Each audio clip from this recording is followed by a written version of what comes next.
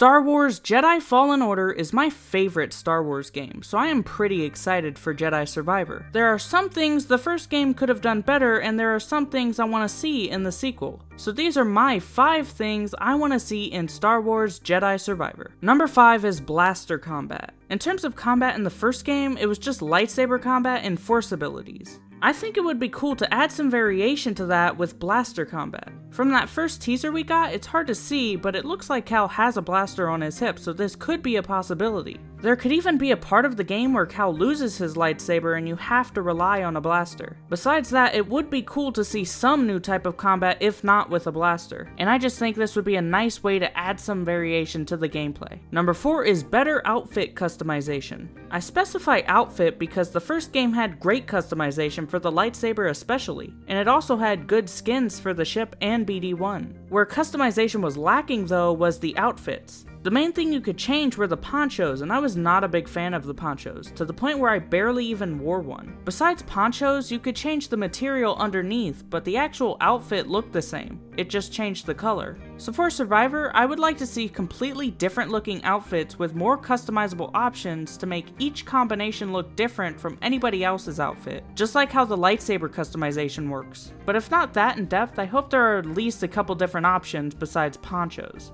Number 3 is more populated planets. In the first game, the planets you went to were not that populated. Every person you ran into was basically an enemy or an ally, and there weren't any regular civilians. You kind of saw hints of them with the small village on Zepho, but it was abandoned. The planets don't have to be as populated as, say, Coruscant, but I hope we get something. It would be nice to have regular people that you could interact with and learn more about their planets and society from them. I also want to see some planets that already exist in Star Wars media, but have been less used. Because in some movies and shows, we always get to see new planets, but then we don't get to see much more of them after. So I would like to see more populated planets and some underused planets in the new game. Number 2 is more side content. In Fallen Order, besides the main story, the only stuff you could really do were the collectibles and some scannable stuff, but I want to see a little more. I think it would be nice to have stuff like side missions that you could do to maybe make the game more interesting after you finish the story and to add more to the story. I don't want too much though. Some games go overboard with the side content to where it becomes tedious and annoying.